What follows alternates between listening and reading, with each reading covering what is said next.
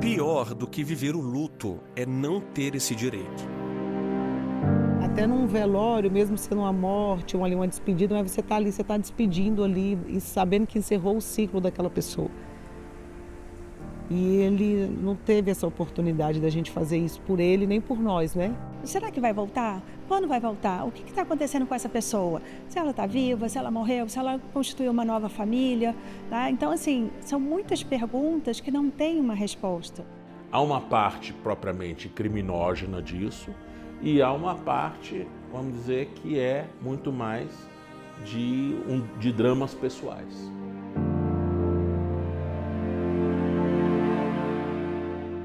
Um problema que desafia o poder público e os investigadores. No Brasil, quase 10 pessoas desaparecem a cada hora, segundo o Anuário Brasileiro de Segurança Pública.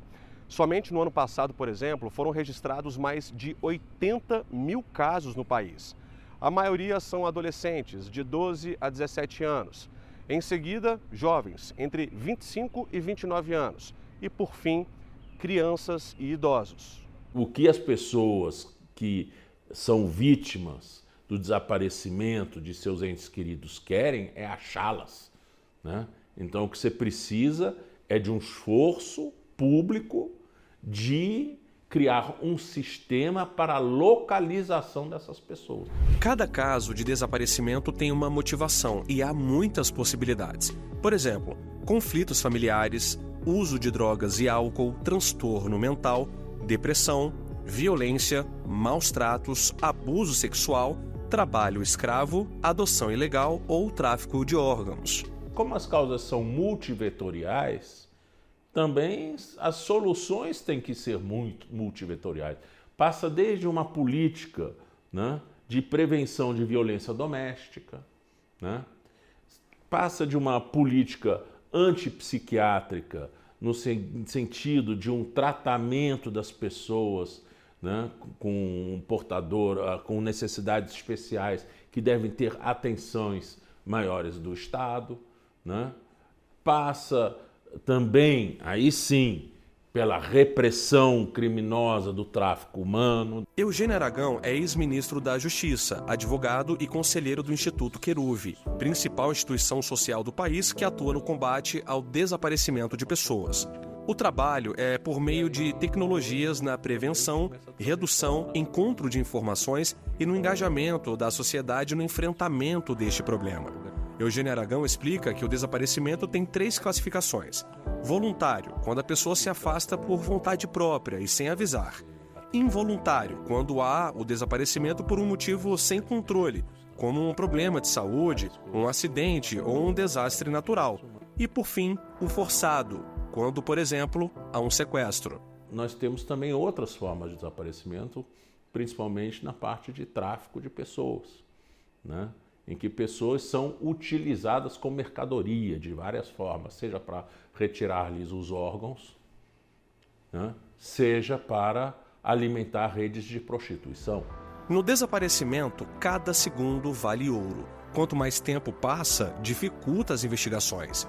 Se uma pessoa tem o costume de chegar em casa em um determinado horário, por exemplo, e não entrou em contato para avisar algum imprevisto ou atraso, o boletim de ocorrência deve ser registrado. Deve ser dada a entrada no procedimento o mais rápido possível.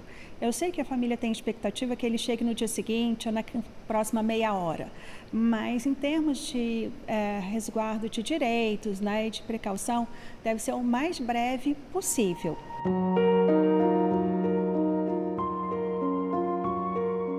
Já são 16 anos de espera por uma notícia do pai. Você pensa 1000 coisas. Você pensa a pessoa está passando frio, aí você sofre. Você pensa a pessoa está sem comer, você sofre. Às vezes você tem um conforto de pensar se de repente foi abrigado por alguém, se alguém acolheu. Mas assim, a falta de informação, de você não saber de fato o que aconteceu, onde que a pessoa está, a aflição é muito grande, muito sofrimento. O pai da Ana é José Raimundo da Silva. Ele foi visto pela última vez no dia 10 de fevereiro de 2008, na época com 67 anos e com Alzheimer, em estágio avançado. A minha mãe me ligou dizendo que ela tinha chegado em casa do supermercado e meu pai não estava, que meu pai tinha sumido, né? E que ela já estava ali procurando com o meu irmão e que era para a gente ir para lá, para a gente começar a procurar, para aumentar ali. E aí, nisso os vizinhos começaram também a se mobilizar. Eu e meu outro irmão que não morava lá também fomos para lá e aí começou essa busca. Começava ali uma corrida contra o tempo. A família espalhou fotos do José Raimundo, registrou ocorrência na delegacia, mas todas as tentativas foram frustradas. Vira e mexe, eu escutava alguém dizer assim, parece que a gente viu alguém parecido com ele em tal local. Aí a gente ia. E aí ficava assim, nessas informações, às vezes desencontradas, e a gente sempre ia em algum lugar que alguém falou que tinha visto alguém parecido com ele. E aí na delegacia também a gente comunicou, mas é assim, não sei se ali como que era o procedimento, mas a gente não tinha muito esse retorno da delegacia, não. A filha conta que por causa do Alzheimer avançado do pai, alguns episódios de desaparecimento haviam ocorrido, mas logo em seguida o idoso era encontrado, diferentemente da última vez. Teve uma vez que a polícia foi lá na casa da minha mãe buscar ela, porque ele tinha entrado em uma outra casa, na quadra próxima, achando que era a casa dele, né? E aí, assim, aí a família ficou um pouco assim, preocupada e até com medo, né? Porque ele achava que ali era a casa dele realmente, de fato. E aí foram lá, buscou minha mãe, aí minha mãe foi, trouxe ele de volta para casa. Então teve umas situações assim. Por conta do tempo e da doença degenerativa do pai, Ana acredita que ele tenha falecido. Como não é possível atestar o óbito de José Raimundo, a família deu entrada na justiça para conseguir a declaração por morte presumida. Por conta das questões burocráticas, até quando a minha mãe faleceu também, a gente precisava de ter algum documento que representasse isso, essa certidão de óbito, né? E a gente precisou de entrar na justiça e aí o juiz decretou essa ausência, né? E aí agora vai sair a morte presumida para que a gente possa, de fato, finalizar a história dele, né? Todo o procedimento para decretação de ausência e depois a entrega desse patrimônio aos herdeiros, ele pode estar demorando aí mais de 20 anos. Então eu preciso que isso ocorra o mais rápido, porque se você tem algo que você só vai fazer daqui a 10 anos, a pessoa então já está desaparecida, tem 10, e o meu procedimento que dura mais de 20, então a gente só vai falar em término de um processo, né, desse processo todo, ou esse fechamento para a família, daí no final das contas uns 30 anos. A advogada explica que são 3 etapas. A primeira é quando a justiça nomeia o curador, que passa a administrar o patrimônio.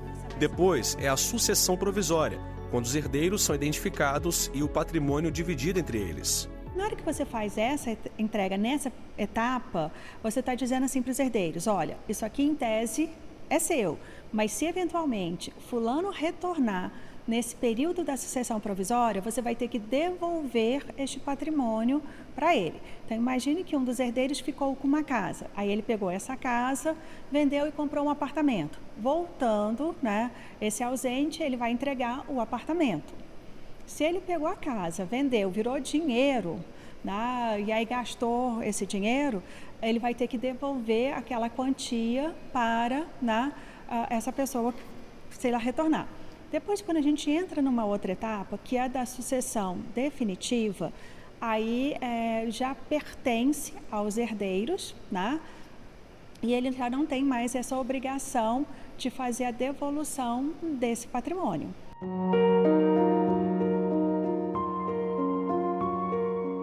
Um luto da dúvida, da ausência, da angústia e da saudade. Eu acho que a gente, como filha mulher, tem a coisa do pai, assim, desse cuidado, da proteção. Então, para mim, é como se uma saudade de desamparo, sabe? O meu pai, que não está mais aqui, que é aquela pessoa que eu contava, né? Que eu tinha como meu protetor. Então, assim, é bem, bem difícil.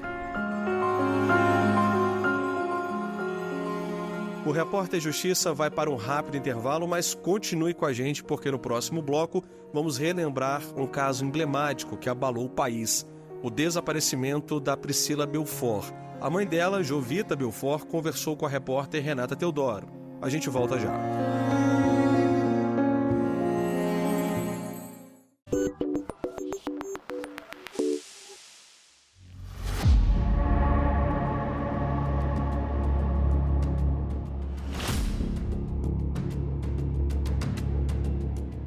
Uma dor mais cruel que a própria morte. Uma espera de perguntas sem respostas. Para as famílias de pessoas desaparecidas, presas na esperança de um reencontro e na tristeza de uma possível perda, difícil é descrever a angústia de quem não tem o alívio de um luto. Onde está a Pri? Aqui o último abraço de Priscila. Não tinha motivo dela desaparecer. Te amo, Vitor. Um beijo. 20 anos de um desaparecimento que abalou o Brasil. São 2 décadas de perguntas sem respostas. A gente começa o segundo bloco do Repórter Justiça, relembrando o caso da Priscila Belfort. A gente morre a cada dia um pouquinho, né? Não vou te falar que eu sou uma morta-viva, mas eu sou metade morte, metade vida. Porque o desaparecimento é muito diferente da morte. A morte une toda a humanidade. Se tem uma coisa comum a toda a humanidade, é a morte. Mas desaparecer, não. A irmã do lutador Vitor Belfort está desaparecida. Rio de Janeiro, 2004. Priscila Belfort, irmã do lutador de MMA Vitor Belfort e filha da ativista Jovita Belfort, saiu para almoçar e nunca mais voltou. Desde então, seu desaparecimento se tornou um mistério que permanece sem solução. E até hoje, a família vive com a dor da incerteza. Você faz de errado, você esconde, uma hora vai ter que levantar o tapete, vai ser exposto todo mundo. Como foram esses 20 anos de desaparecimento da Priscila? Tem como contar um pouquinho dessa dor pra gente? Bom, você já falou tudo, né? Foram 20 anos, estão sendo, né? 20 anos de muita dor, de muita tristeza, de muita resiliência, porque eu, para levantar da cama todos os dias e trabalhar, eu realmente, assim, eu mato um leão todo dia, nesses 20 anos. De janeiro a agosto de 2024, mais de 55 mil pessoas desapareceram, o que representa 227 desaparecimentos por dia. O ano foi marcado também pela localização de mais de 34 mil pessoas. Num recorte mais amplo, desde 2015, o total de desaparecimentos soma 733.727 e de pessoas localizadas, 431.384. Os dados são do Ministério da Justiça e Segurança Pública. O sistema de busca de pessoas desaparecidas no Brasil tem dado passos importantes e, além do Ministério da Justiça e Segurança Pública, existe a integração com diferentes órgãos, como o Conselho Nacional de Justiça, o Ministério de Direitos Humanos e Cidadania, as polícias civis e militares e as secretarias de segurança pública dos estados, que juntos dão um sopro de esperança na busca por meios mais eficazes de investigação. As pessoas têm que registrar a ocorrência do desaparecimento e têm que ser muito fidedignas e corretas na informação que prestam das possíveis razões do desaparecimento. Porque isso, a partir do momento que a gente contar com um banco de dados expressivo, nós vamos ter padrões das razões pelas quais as pessoas desaparecem e aí poderemos aplicar políticas preventivas para que isso nem sequer chegue a acontecer.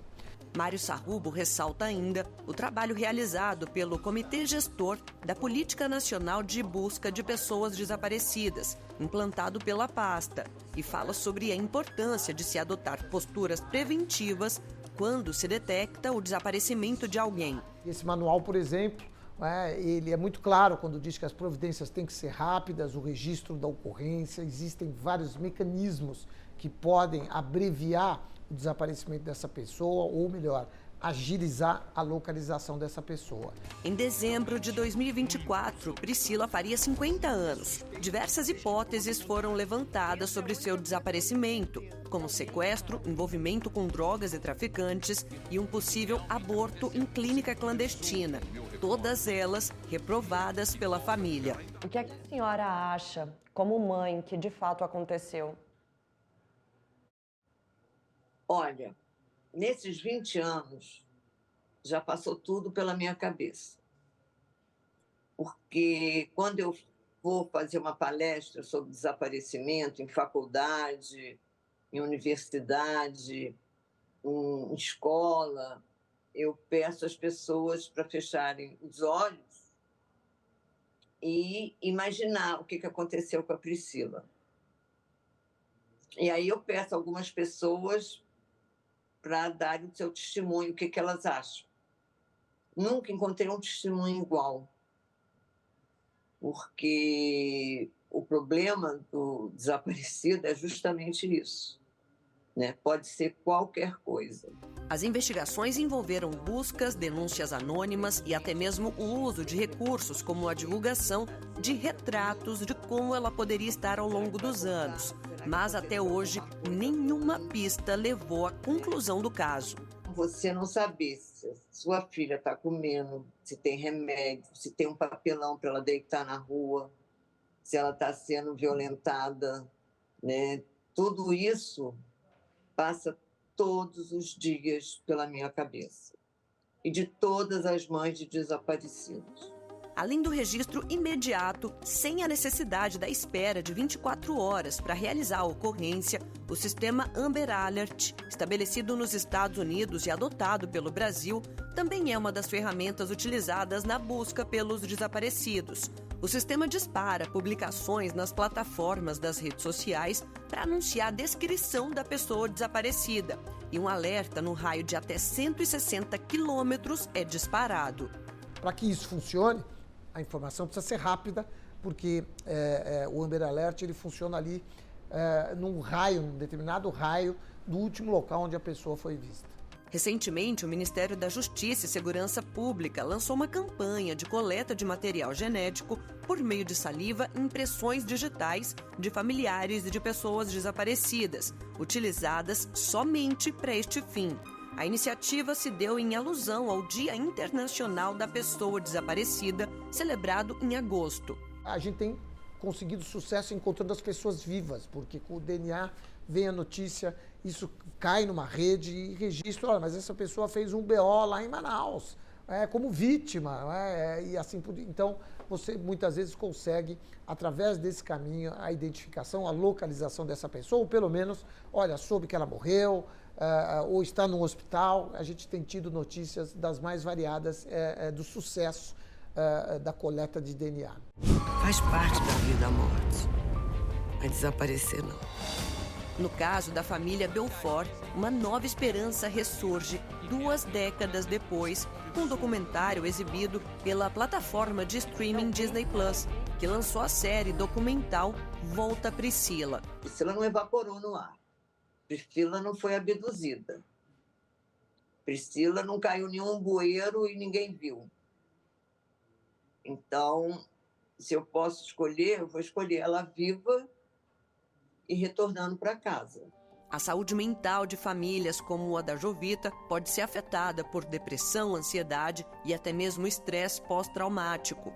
Por isso, a importância de um acompanhamento terapêutico. Infelizmente, esse é um problema recorrente de pessoas que têm seus familiares desaparecidos e mesmo depois de muitos anos não conseguiram ter a conclusão definitiva ou informações necessárias. Arthur também explica que o desaparecimento tem fases parecidas com a do luto, que vão desde a negação até a aceitação. É uma espécie de luto que a gente chama de perda ambígua, de difícil tratamento, mas que com a ajuda da sociedade, com a ajuda de métodos terapêuticos eficientes, é possível sim diminuir ou aliviar de alguma forma a angústia dos familiares que tiveram o desaparecimento de pessoas da sua família, em especial próximas, independente de serem crianças, adultos de serem desaparecimentos recentes ou de muito tempo. Eu falo que eu sou um milagre, porque a Jovita, sozinha, ela jamais estaria viva. Mas é Deus que todo dia me levanta. Quando eu abro o olho, eu falo, eu não morri hoje, então eu tenho que levantar. Sem um ponto final, cada dia de espera dolorosa se transforma também em luta e esperança.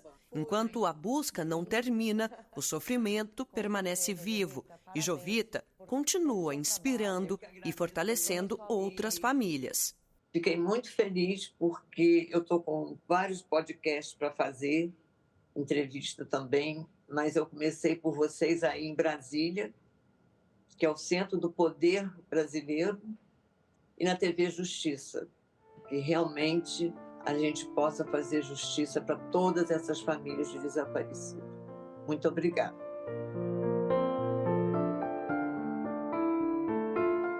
E ainda, ferramentas usadas pela polícia que auxiliam na identificação e também nos testes de DNA. É logo mais, não saia daí!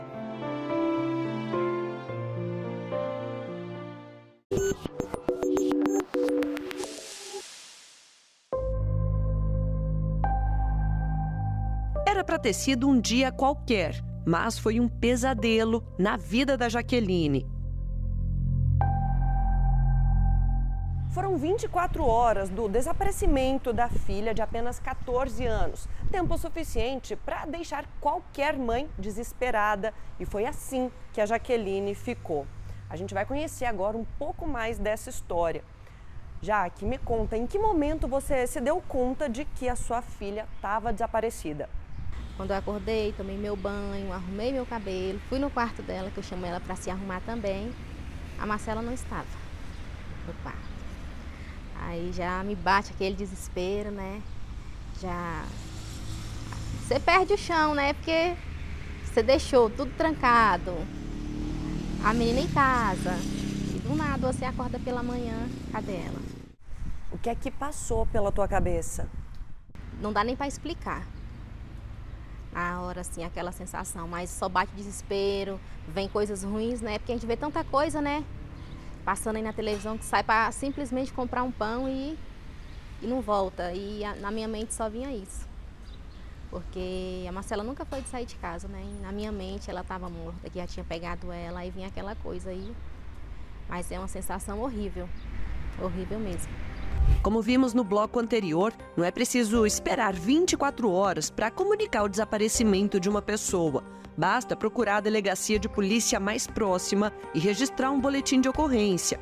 Para comunicar o desaparecimento de crianças no país, de qualquer localidade do Brasil, é só usar o serviço do Disque 100. O Distrito Federal é o local com maior número proporcional de desaparecidos do Brasil. Dados do Fórum Brasileiro de Segurança Pública mostram que, só em 2023, foram registrados mais de 92 desaparecimentos a cada 1.000 habitantes.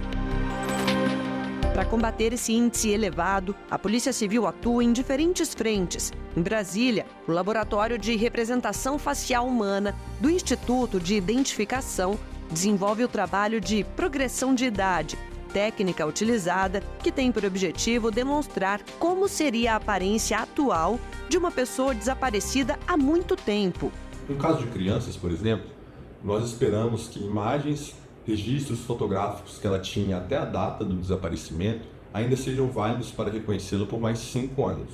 Já adultos, nós consideramos que essa validade sobe para 10 anos. Isso por causa da baixa estabilidade da estrutura facial das crianças. O desenvolvimento nelas é muito acelerado em um curto período de tempo.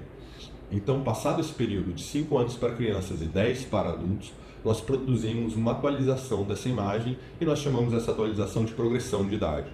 Já no laboratório de exames necropapiloscópicos em cadáveres especiais, é feita a identificação de todos os cadáveres que entram no Instituto Médico Legal. A identificação necropapiloscópica daqueles com nomes desconhecidos muitas vezes leva à ocorrência de desaparecimento. Em 2023 e 2024, nós tivemos, em média, 20% de cadáveres com nomes desconhecidos que foram identificados após nossa perícia. Desses 20%, 16 cadáveres tinham ocorrência de desaparecimento. Então, nosso trabalho foi informar a delegacia desse cadáver localizado, de sua qualificação, e a ADP tem a função de avisar os familiares. Jaqueline registrou o boletim de ocorrência assim que notou o sumiço da filha. Pelas imagens de segurança do condomínio onde mora, pôde ver a adolescente saindo à noite com uma mochila nas costas. Quando vai escurecendo, o desespero bate ainda mais, né? Será que comeu? Será como é que tá? Com quem tá?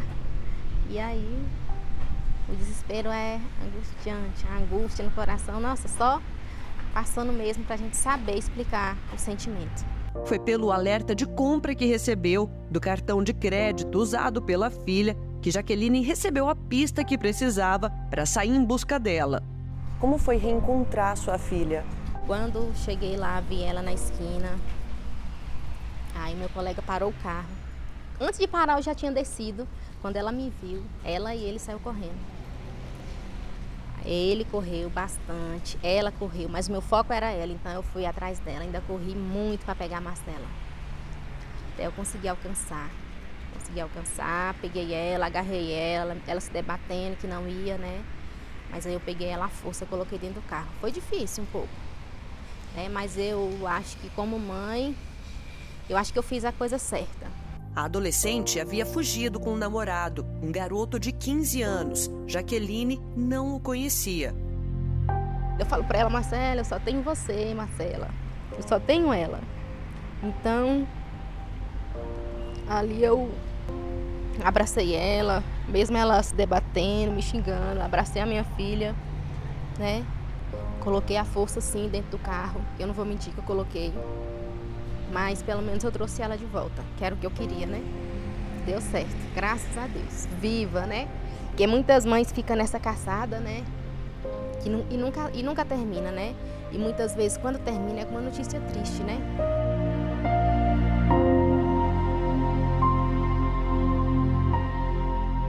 E assim eu encerro o programa de hoje. E você, já segue a gente no Instagram? Anota aí, @Rádio e TV Justiça. No YouTube, o canal é o mesmo. E se quiser entrar em contato com a nossa produção, o e-mail é o repórterjustiça@stf.jus.br. Até a próxima!